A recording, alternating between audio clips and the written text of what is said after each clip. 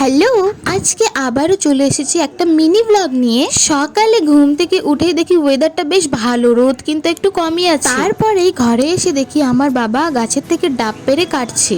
এরই মধ্যে চলে আসে আমার আরো একটি পার্সেল।